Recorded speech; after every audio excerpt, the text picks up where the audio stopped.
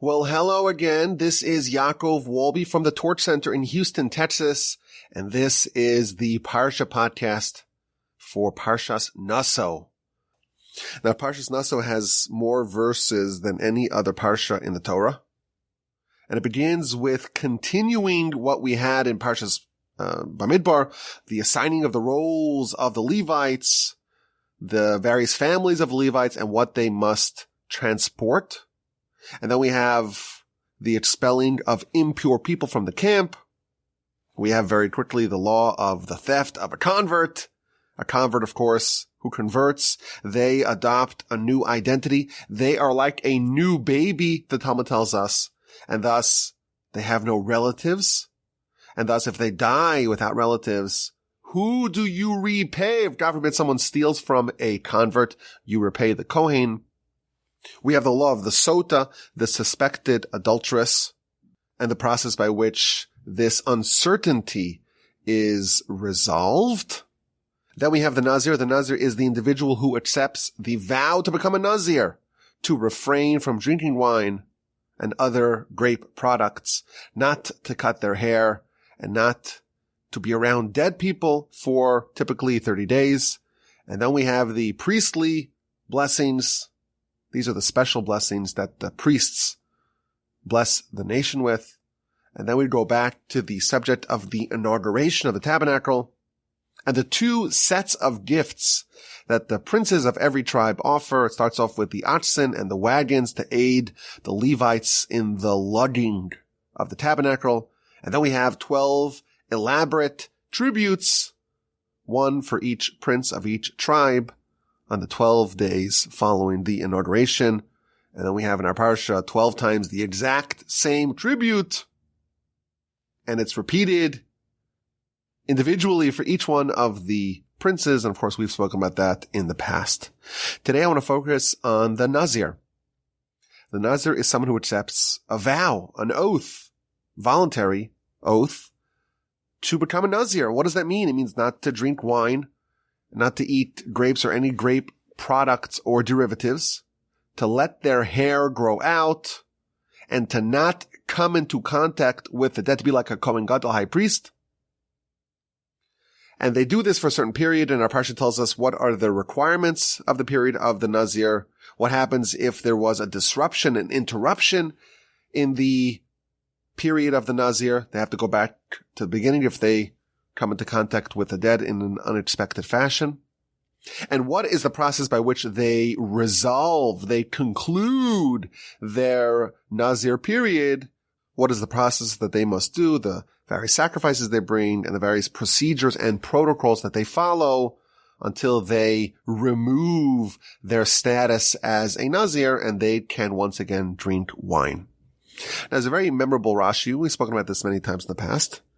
Rashi notes, and the Talmud notes, of course, as well, that the two laws, the law of the sota, of the suspected adulteress, a woman who secluded with a man, a married woman that is, who secluded with a man regarding whom the husband of said woman warned her against seclusion. He was a little bit jealous. He was concerned that some nefarious, promiscuous, illicit behavior was perhaps happening.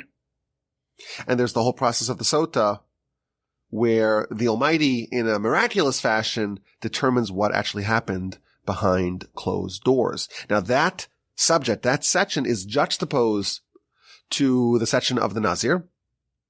And Rashi tells us, why are these two seemingly completely unrelated subjects, why are they placed next to each other in the Torah?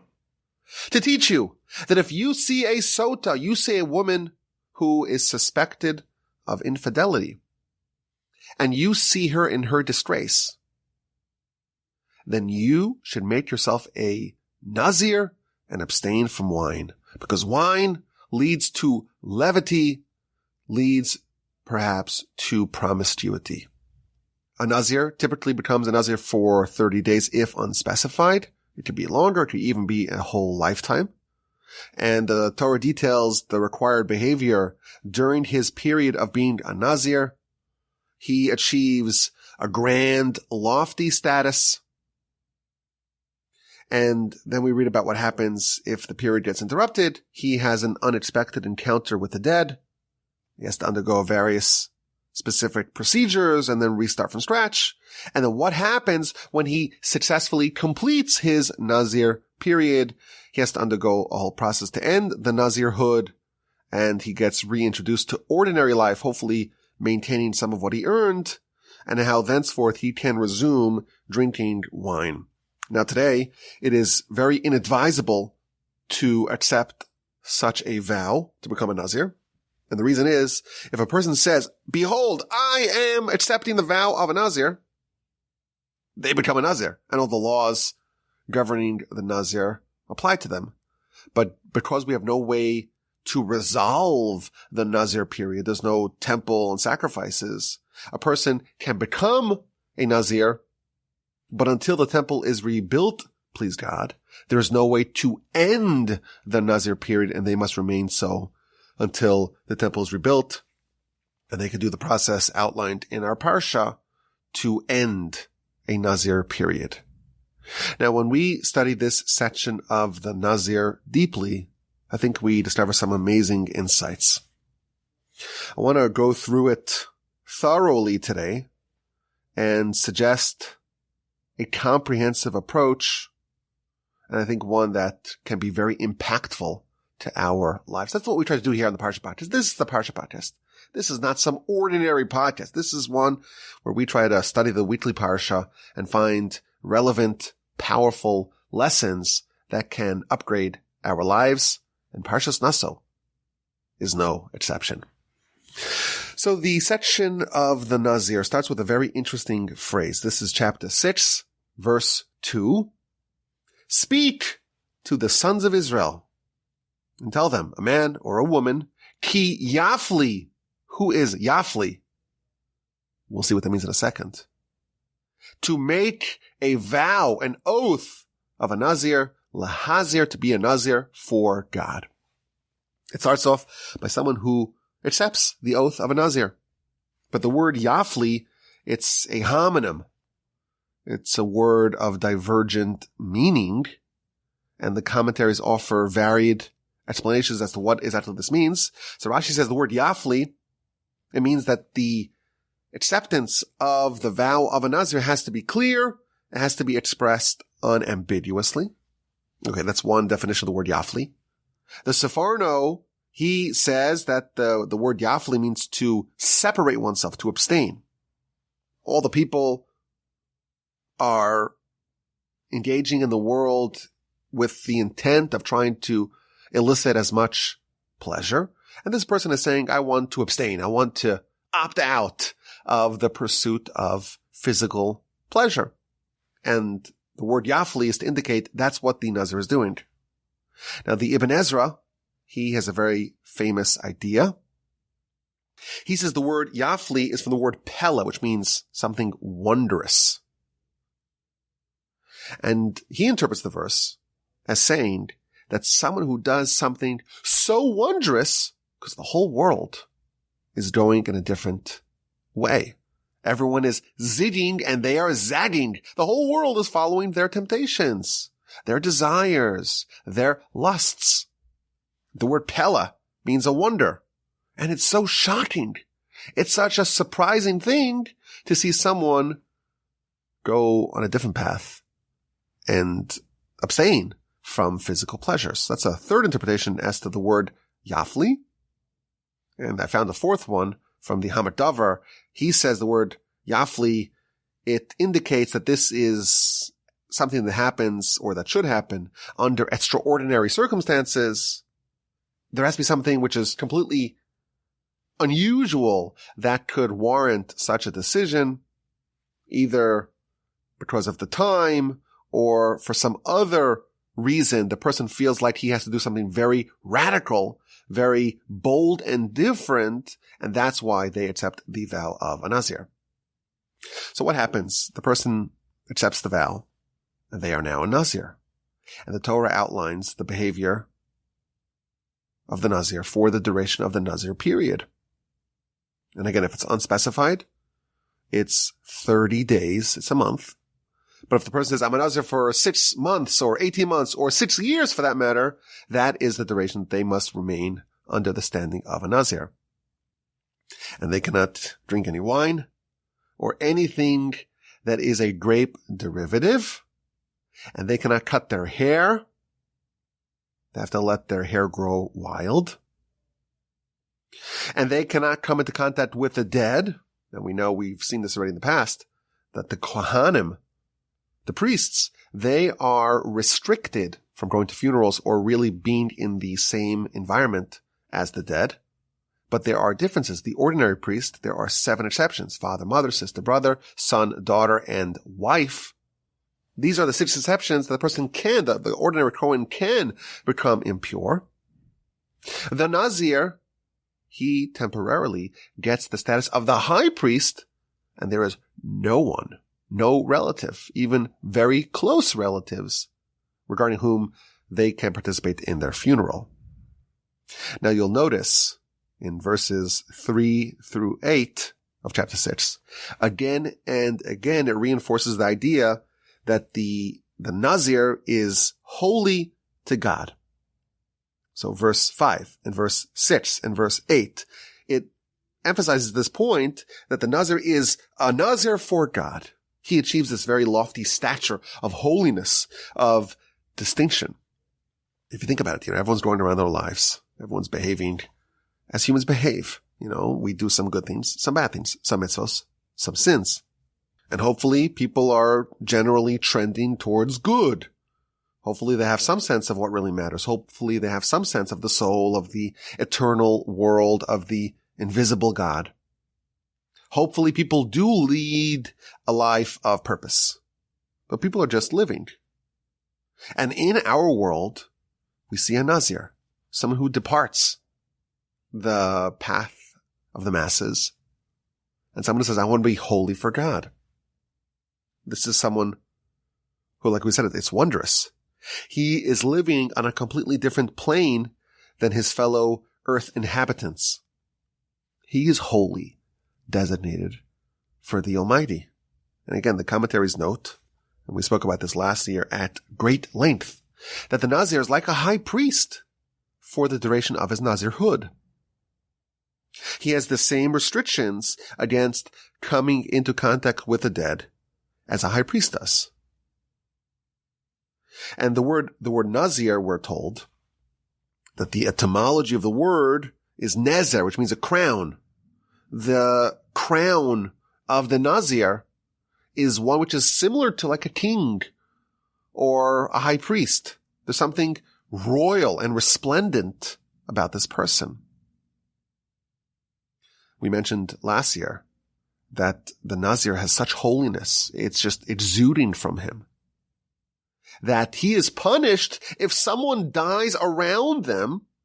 Meaning if you're just a Nazir and someone has a heart attack on the bus, how could you be punished for that? It's not your action.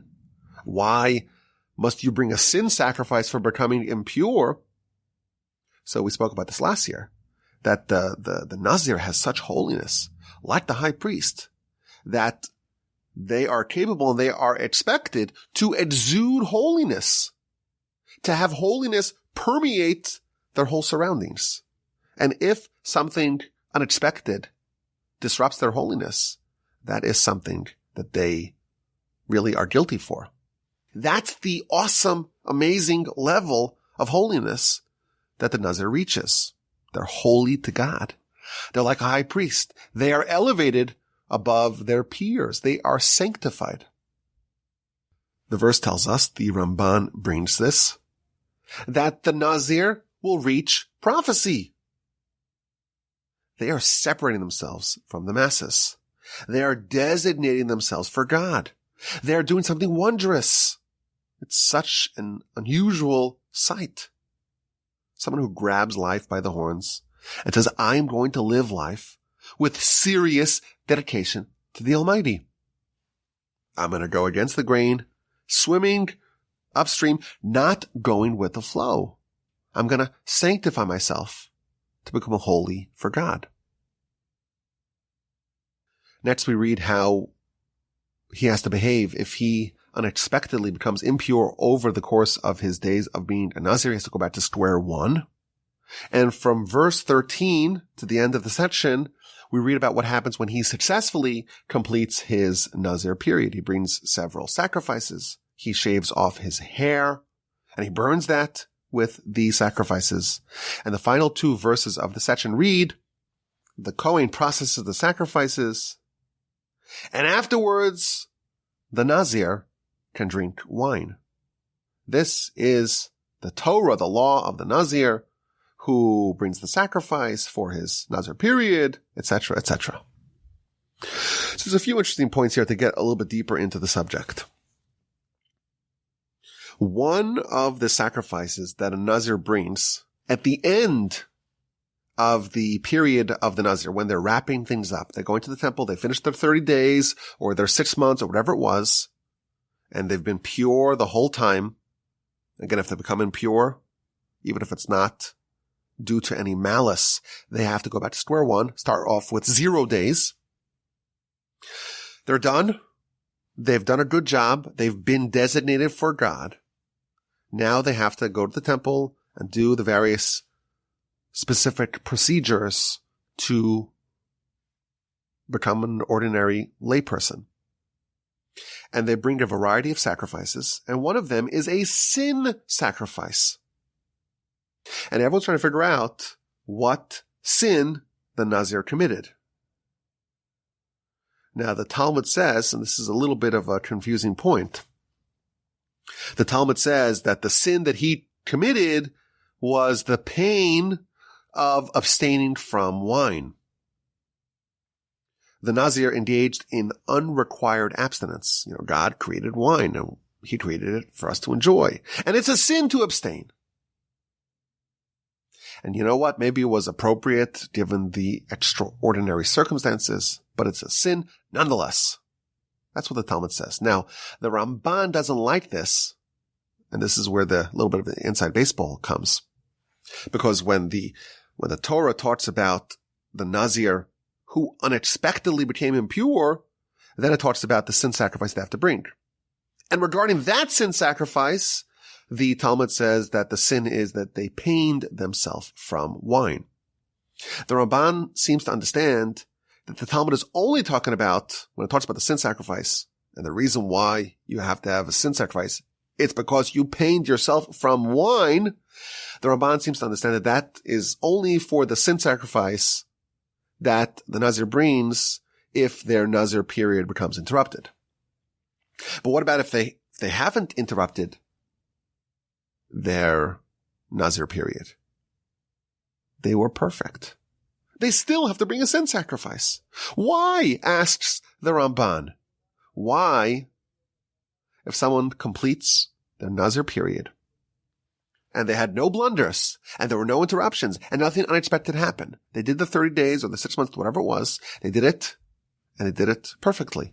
Why must they bring a sin sacrifice? So the Ramban gives a new answer. The sin is the fact that they are ending their Nazir period. This person, he became a Nazir. He achieved the crown of a Nazir.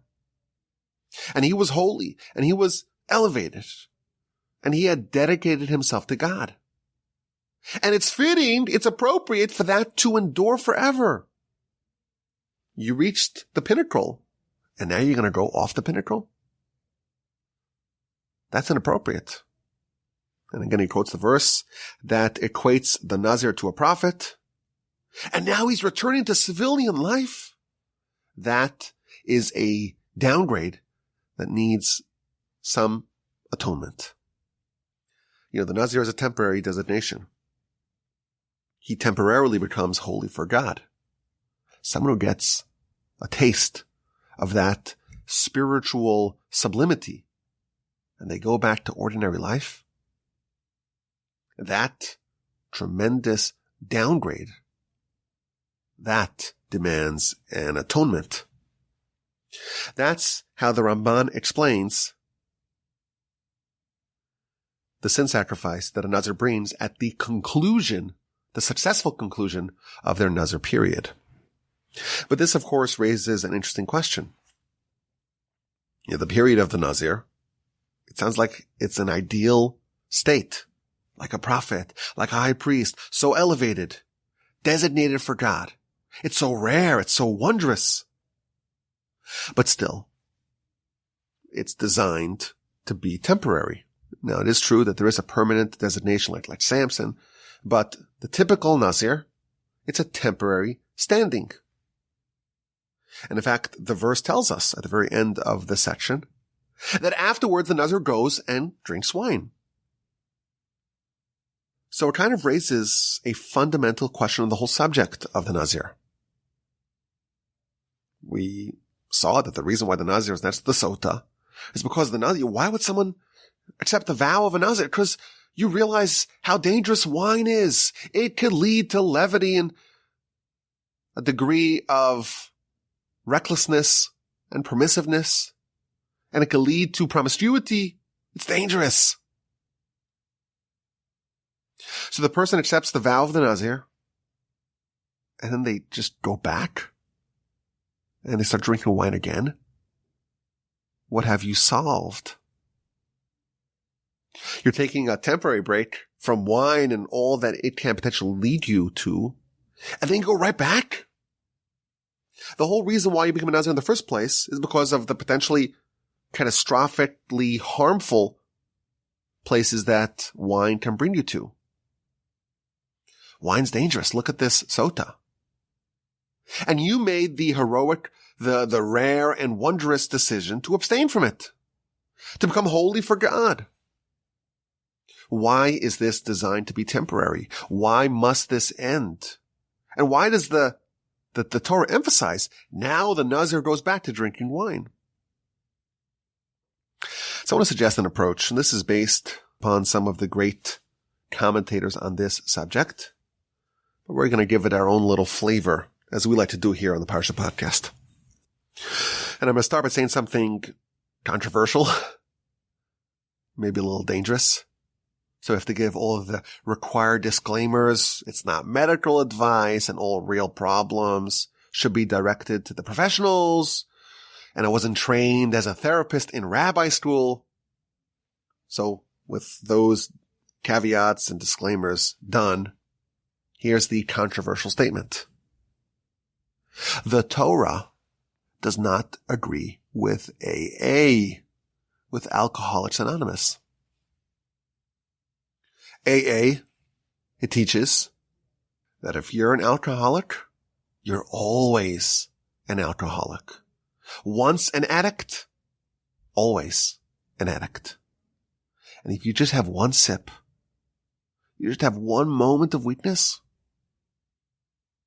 you're powerless to stop the total spiraling out of control to end up the way you were. The dangerous and controversial statement is that the Torah does not believe that. There is a process through which an addict can become a non-addict. There's a process through which addiction can be solved. And that process is outlined in the section of the Nazir. The Nazir is addiction amelioration. That's what the Torah is describing here. A process to fix addiction. Now, I want to make some caveats to this point, or some limitations to this point. The Talmud talks about how the great sages did not like when the masses became Nazirim. In fact, there's the iconic teaching in the Talmud that studious readers of my book will remember. It talks about the great high priest, Shimon HaTzadik, Shimon the righteous. He did not like when people became a Nazir. And therefore, when someone came to the temple as a Nazir, he didn't partake in the sacrifices. And there was only one exception There was one time that there was one man who came from the south, and he had beautiful eyes, and he was very handsome, and his locks of hair were very beautiful. And I said to him, why are you coming to the temple as another to destroy this lustrous hair? And he responded, well, I was a shepherd for my father in the city, and I was out with the flock, and I was bringing them to get some water from the well, and I saw my reflection in the water, and I saw how handsome I was. And my Yetzer Hara, my evil inclination, was aroused, and it wanted to destroy my life. And I said to it, wicked one, why are you taking pride in the world that's not yours, in a body that in the future will become fodder for worms and maggots? I promise I will shave you for the sake of heaven. And how do you shave your hair? Well, if you accept a vow to become a Nazir, that guarantees that your hair will be shaven, because at the end of the Nazir period, you shave your hair. That is the rationale of this Nazir from the south that he told the great high priest Shimon HaTzadik. Right away, I stood up, continues Shimon the righteous, and I kissed him on his head, and I said, wow, if only all the Nazirs were like you. Ordinary people, I don't agree with their decision to become a Nazir, but like you, there should be many Nazirs amongst Israel. So we see that Shimon HaTzadik did not approve of most people becoming a Nazir. Even though it's a process of addiction amelioration, he didn't agree with it. And this young Nazir from the south, he's the exception. So there is a process to solve addiction, but it's very delicate and maybe even dangerous, and not everyone can pull it off. But this is the subject. Now you'll notice after the Nazir is done, they've brought all the sacrifices, they've done everything they need to do in the temple, they're still called a Nazir. That stays. Something remains even after the process is over. And he drinks wine. But wait a minute, wine's so harmful, so dangerous. No. After the addiction is solved, it's no longer harmful. He is no longer an addict. There is no longer the catastrophic risk that prompted him to become a Nazir in the first place. That's how powerful this Nazir process is. But how does it work? What, in fact, is this process? I think in our study of this subject, we will discover the mechanics of addiction and how the process of the Nazir is designed to counter it. And then we will understand how, through the process of the Nazir, the addiction can be solved and he can go back to drinking wine without the risk. And we'll start with a very sharp piece, courtesy of Meshech Chachma. After the Nazir is done, they've done their 30 days or 6 months or whatever it is, and it's time for them to go to the temple. Verse 13, so this is 6:13, easy to remember. The verse says, this is the Torah, the law of the Nazir, on the day that they finish their period of the Nazir. Yavi oso, he shall bring him to the tabernacle, to the temple. So Rashi says something very interesting. What does Yavi oso mean? He should bring him. Who should bring who? He should bring himself. Who brings the Nazir to the temple, to the tabernacle? He brings himself. It's a very unusual use of words. When you go somewhere, we don't typically say that you bring yourself. You just go. So the Torah could have said simply, when he finishes his period of being a Nazir, he comes to the temple. You could say he was brought by others, but that's not what it says. He is brought by himself. What does that even mean? Says the Meshech Chochmah, listen to this. The process of the Nazir is a process of getting outside of yourself. Addiction is when your desires become intermingled with you. You become one with your desires. All those whims, all those weaknesses, all your temptations, the various wine and derivatives of wine in your life, they become inseparable from the person. And that's the dependency. That's the addiction.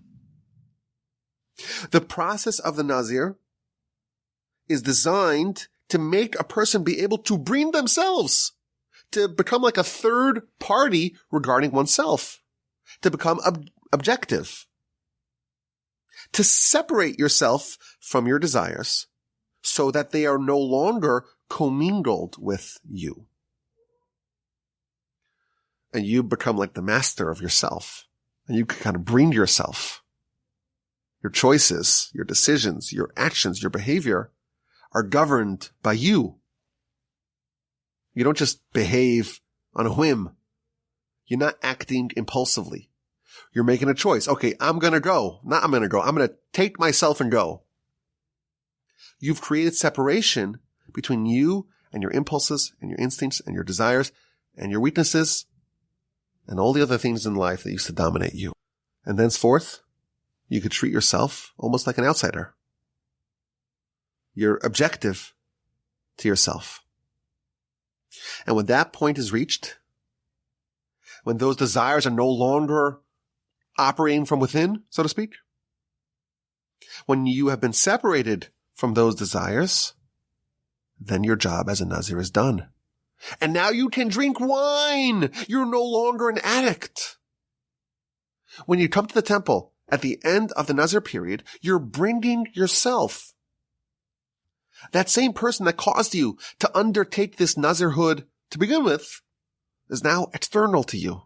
And you could lead him, so to speak. Now, you're no longer an addict. Now, with this principle, Meshech Chochmah answers another question about the Nazir. It's kind of odd that the length of time needed to be a Nazir is not predetermined. Why not have a prescribed length? So he explains, if the objective of the Nazir is to overcome addiction and pettiness, to overcome the Yetzer Hara, to become holy for God, of course, the canonical example is the episode of the Nazir from the south. Well, how long must this period last for? It's highly variable. Everyone has various degrees of addiction. Everyone has various degrees of entanglement with their desires. For some people, they'll need just a month. Some may need much longer. And therefore, there is no prescribed length. And how do you know that you're done? What's the right amount of time? You have to calculate how long will it take for me to remove myself entirely from those desires and to disentangle myself from them, to become no longer a pawn of the Yetzer Hara, to no longer be at the whims of my desires, to no longer be shackled to those desires, to regain control. Well, you have to make that decision to know how long you have to be a Nazir for. That's the end state of the Nazir. The end state is that you have retaken control and you're calling the shots.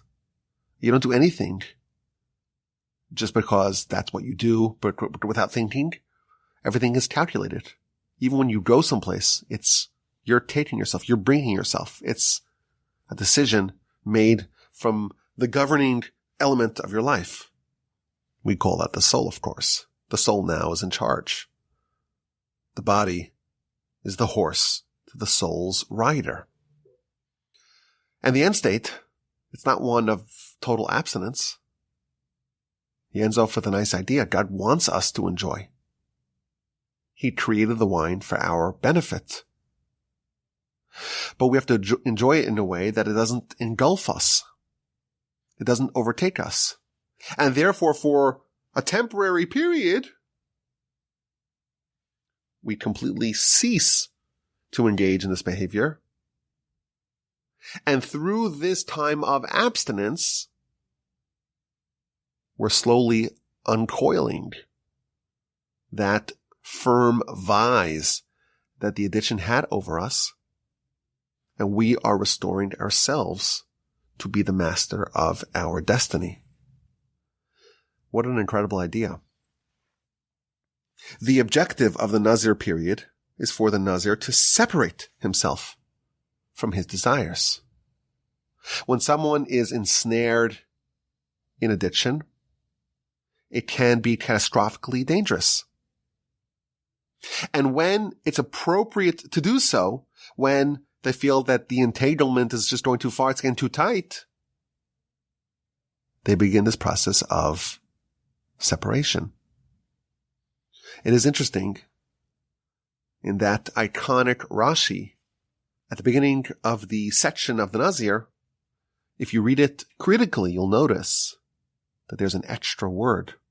Whoever sees a sota in her disgrace shall make themselves into a Nazir. There's an extra word in Hebrew. It doesn't say Yazir min hayayin, become a Nazir from wine. Yazir atzmo, make himself a Nazir from wine. This is what the Nazir is doing. Removing themselves from the desire. Disentangling themselves from wine. If someone just happens to drink wine, it's not yourself. It's not a problem. It's only when the desires are now so enmeshed in a person's self that they are addicted, only then must they make themselves into a Nazir. Similarly, with the Nazir from the south, he justifies his behavior to become, or his choice to become a Nazir by saying, this is not your world. There was this unholy mix of a person and their earthly, petty desires, and he has to separate that. I want to suggest another wrinkle here. The section starts off with the word yafli, the verb used to describe the acceptance of the Nazir vow. So we talked about the 4 different definitions of the word, either to enunciate clearly, to separate, to do something wondrous, or only under extraordinary circumstances should this be done. Maybe there is another definition. And if you look at the Or Gedalyahu, he almost says it, not quite. The blessings that we say after using the restroom, Rofei chol basar umafli la'asos.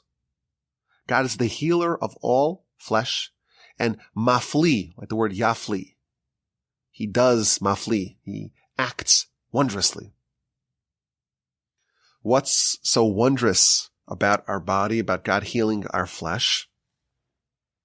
So the Ramah, of course, the co-author of the Shulchan Aruch, he says something very interesting. He says the wonder that's being mentioned over here in this blessing is the fact that God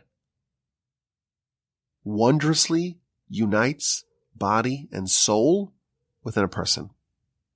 Something completely spiritual and something completely mundane and base, like the body, are somehow united together. That is wonderful. It's wondrous. The word mafli hints at the wondrous mix of total opposites, the body and the soul, that are united in man.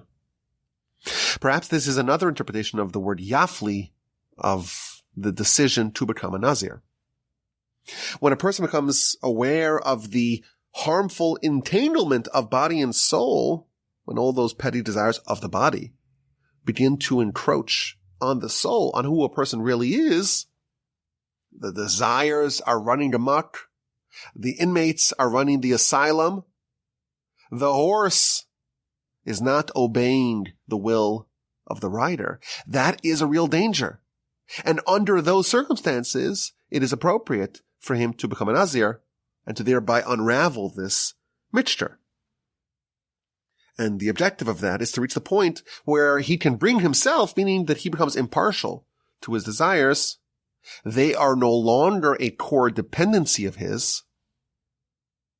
And now he can drink wine without the danger. This is the Nazir. He is abstaining from a dependency for 30 days or maybe more. And he's not just doing just that. It's not just a negative. He is also doing other things that symbolize his new state, his elevation above his previous pettiness. He's reinforcing that soul. He's not just creating a vacuum. He's filling that vacuum to be holy for God.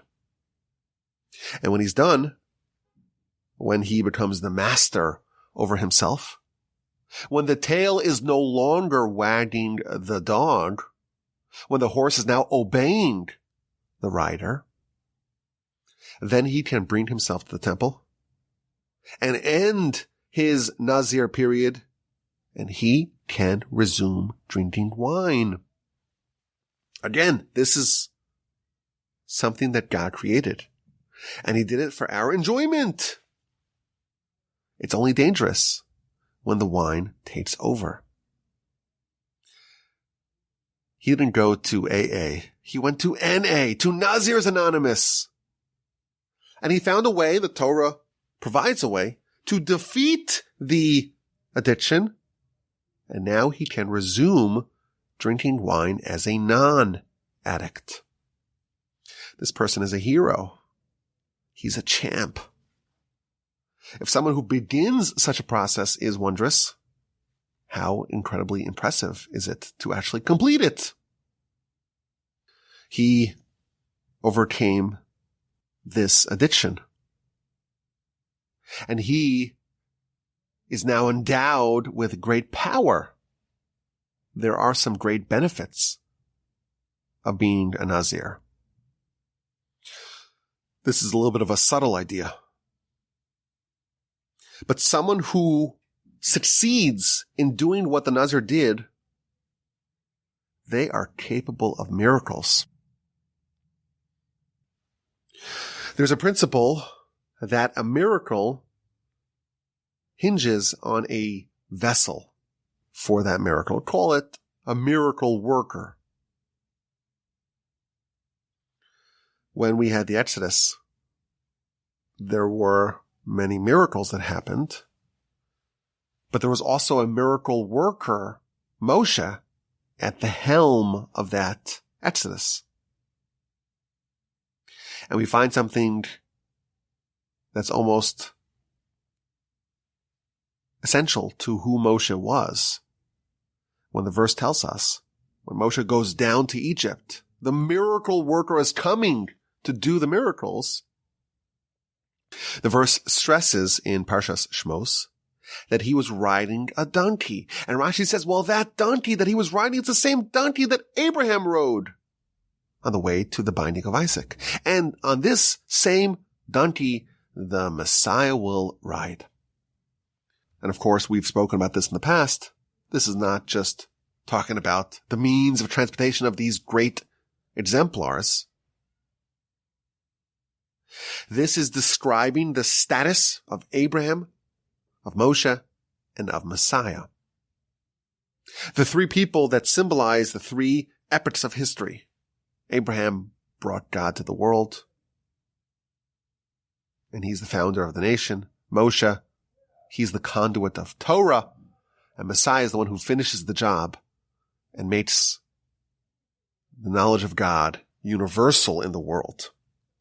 These three people, the way they're able to do these miracles is because they are riding the donkey. The donkey symbolizes physicality, the body, And they are like the rider. They are completely in charge of navigating the body.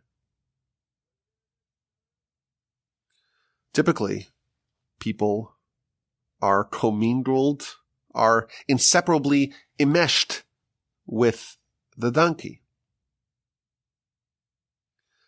The Nazir becomes like Abraham, Moshe, and Messiah. They lead themselves. They are riding the donkey. They're completely in charge of their lives. And just as Abraham, Moshe, and Messiah became capable of doing miracles, a Nazir who goes through this process is also capable of miracles. Similarly, Joseph, and again, we spoke about this in the past, the sea saw Joseph, the bones of Joseph, and that's why it split. Why did the sea split? The Midrash tells us, because Joseph, he overcame his temptations with Mrs. Potiphar. And as a result of that, the sea fled when it saw his bones. Again, a miracle has to have a miracle worker. And the reason for this is that when someone overcomes their nature, when someone overcomes their temptation, when someone becomes a ruler, a master over their donkey, they are given the power to overcome and override nature. By definition, a miracle is something which is nature suspending. Only someone who has a donkey riding upon them, only someone who is subject to nature is incapable of doing nature suspending miracles. We have a soul. The soul is much more powerful than angels. It's much more powerful than nature as well. The only reason why nature suspending miracles are not an everyday occurrence.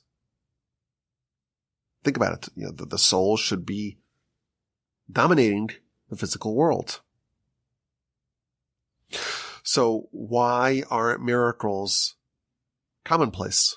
The answer is because most people are not souls. Their souls are commingled with all their desires.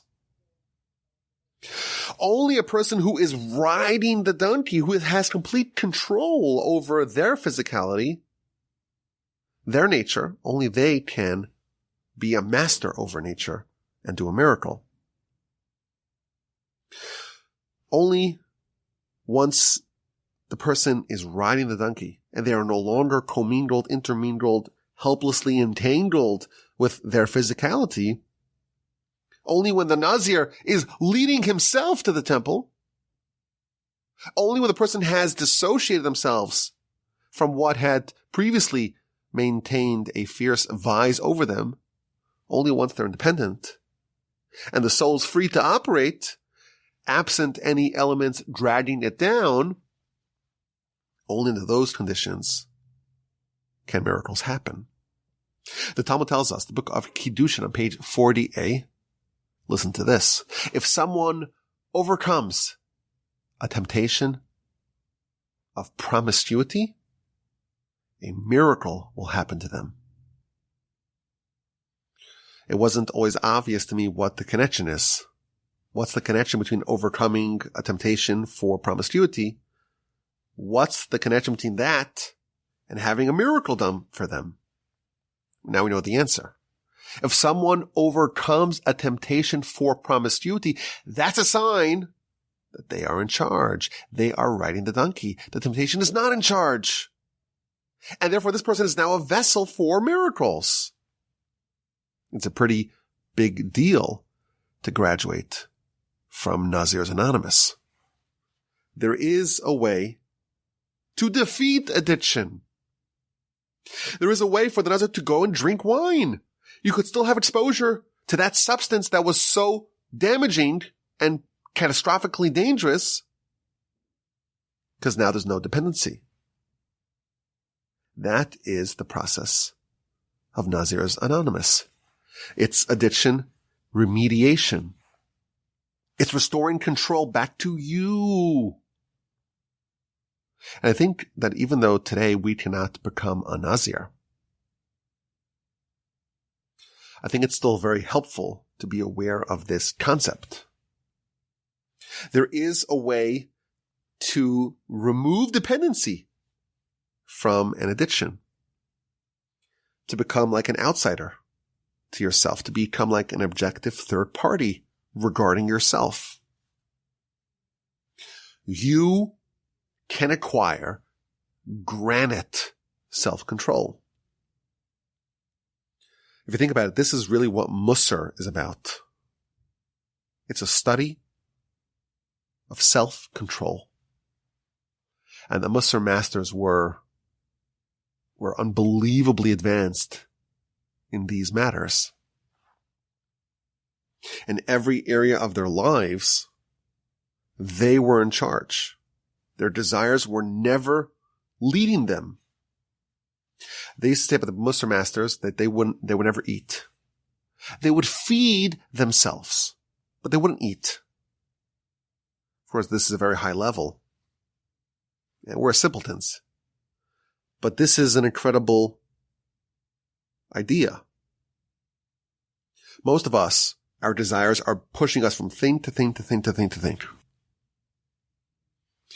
Someone who is riding the donkey, someone who is a master of self-control, everything they do is calculated, is mindful, is a decision they make. They bring themselves to a place. They don't just do. It's a choice, a decision from their governing elements to their body. And that's a life of no addiction, of no dependency, to be completely in charge of the reins of the donkey. And once you have reassumed control, if someone actually does this, they can partake in the substance, in the activity that was so bedeviling to them, that was so dangerous. Afterwards, the Nazir can drink wine because now there's no addiction. I think it's a very powerful idea here that we can maybe use in our life. And there's a lot of addiction in our lives. For some, it's wine. For others, it's carbs or sugar or devices or sports or politics or games or social media or Netflix. To the degree that those things are in charge and we are just dependent upon it, we're like a slave to them. And that's not great. And that can lead to bad places, bad things. And overcoming addiction, it's always a good idea. And to a certain extent, we can say that to the degree that we are dependent on anything aside from God, to that degree, we are not a servant of God. We are a servant of the foreign God. And now we learned that there's a way to defeat it. And again, maybe not everyone is a candidate for this.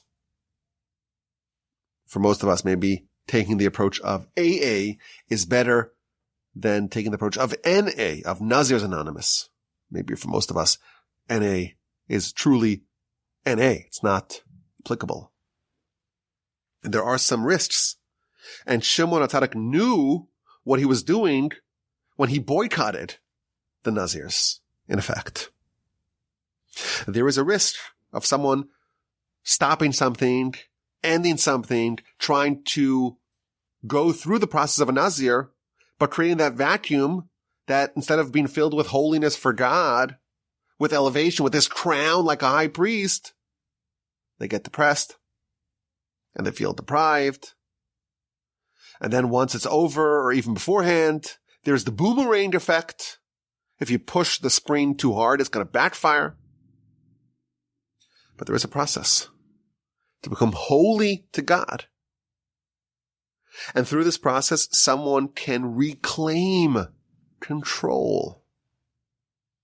There's one thing that we all, I don't want to say all, but many of us are addicted to, and that's the devices. What does it feel like when you leave your device at home? You feel kind of naked without it. There's a way to do it. Most of us are too chicken to try. But what would happen if you went a month without it? They have those old feature phones, so people can still get in touch with you.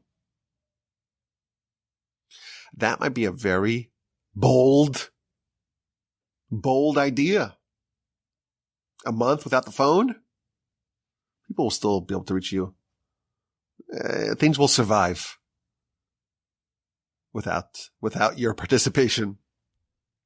And then you could go back to it, but now you're not an addict. How's that for an idea? There's a process of disentangling the cords of addiction. And it's not easy. But there's something very liberating, very freeing about disencumbering oneself from desires and dependencies. It could be exhilarating, emboldening to wean yourself off of these dependencies. I have a very dear friend of mine who used to spend hours and hours and hours a day engaging in political activism, writing letters and doing petitions to really try to advance an agenda. And of course, politics is all futility. And now he's spending hours and hours a day studying the Almighty's Torah and advancing the most valuable thing, the most consequential thing, the agenda and the cause of God in this world. Nothing as exhilarating, as invigorating, as inspiring as someone who is able to change their priorities and to live a higher life. This is the Nazir. And again, it's not for everyone. I think it's not for everyone. Maybe it is. Maybe not everything about this is for everyone. But this is what's happening here. The Nazir is removing themselves from what they were addicted to and doing it in a way that they can change and they can remain a Nazir afterwards and drink wine without any of the harmful side effects that come along with it. Very powerful idea, very dangerous idea, as we acknowledged, but I think one that can very meaningfully improve our lives.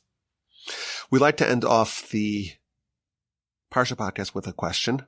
And the idea is that, a question really gets the mind churning and thinking, and it raises our Parsha intelligence and also our general intelligence as well. And here's this week's question. The Sota, the suspected adulteress. We don't know what happened behind closed doors. God knows, of course. The human court does not know. How is this resolved? In a very unusual process. She comes to the temple, and there's the whole process of intimidation.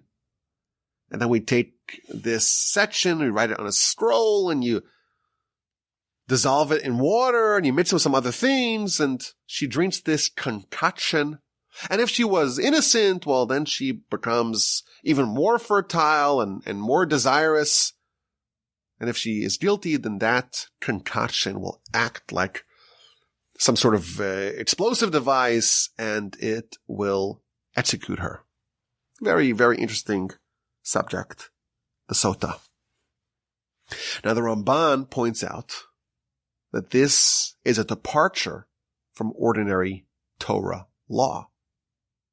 Ordinary Torah law tells us that the courts have to adjudicate questions, and they do that with evidence. And a prophet cannot go to God to find out the law. There's a process you have to follow.